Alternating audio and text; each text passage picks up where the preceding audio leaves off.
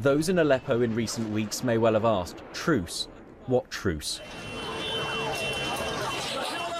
The pause in fighting agreed back in February did not include Syria's second city. Fighting there continued. This video, uploaded to social media, is said to show how bad it has become, though the BBC has not independently verified the footage. Aleppo is divided, parts of it controlled by armed rebels who oppose the Syrian President Bashar al-Assad, parts of it controlled by Syrian government forces. In the past week, fighting between the two sides has been at its most intense for a year. Life for people in Aleppo is horrendous and has lost all sense.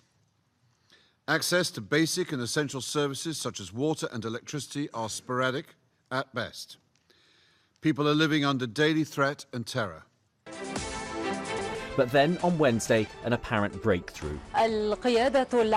Syrian television reported that the Syrian army has agreed to extend the ceasefire to include Aleppo for 48 hours. The deal was done after pressure from the US and Russia, which have influence on opposing sides in the conflict. America backs the rebels, while Russia supports President Assad. All those with influence, particularly Russia and Iran, must press the regime to meet its commitments and obligations.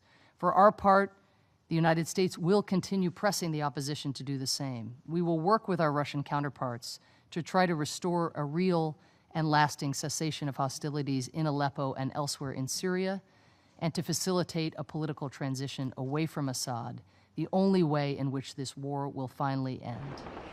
The truce does not include the so-called Islamic State nor the al-Qaeda-linked Nusra Front. They can still be targeted. Aleppo was Syria's industrial and financial centre. Hard to believe when you look at the state of the city now. And it's thought at least 5,000 of the refugees at the border with Jordan have fled from Aleppo.